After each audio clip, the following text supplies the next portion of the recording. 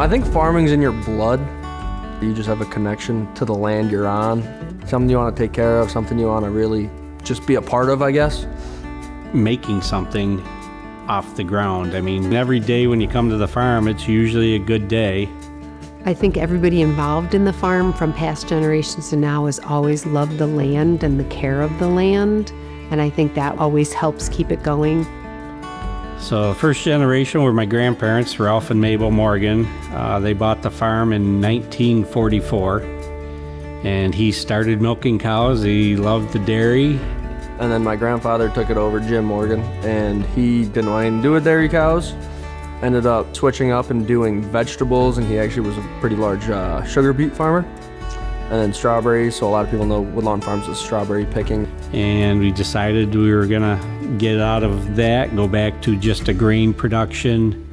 We have doubled the acreage that we were working to the point where we are today. I think it's every farmer's dream that the kids want to come back to the farm.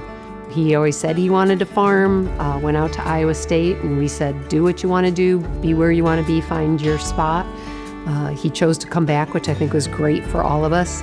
Right before Matt came back, and definitely since then, have changed some of our philosophies on the farm.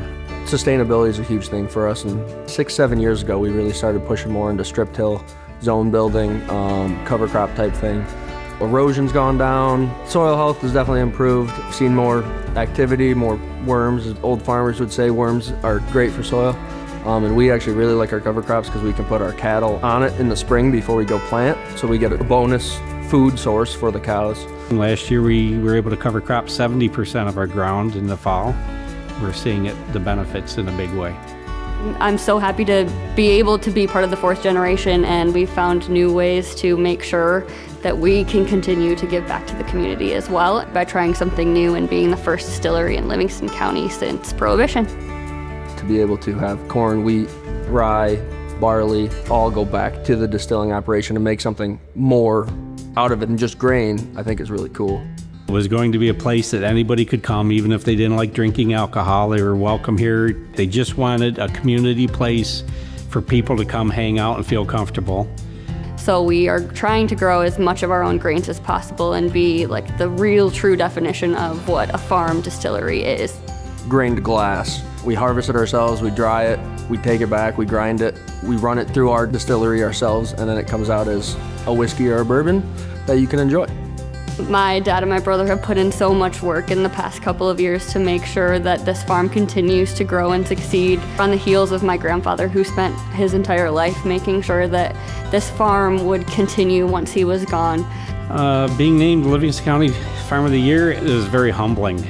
We're pretty excited about it. It comes back to hard work, determination, and just trying to keep the ground providing for the family that's on it and the generations to come. It doesn't matter if it's negative 10 degrees outside, you still got to feed the cows, you still have to make sure that everyone's healthy and happy.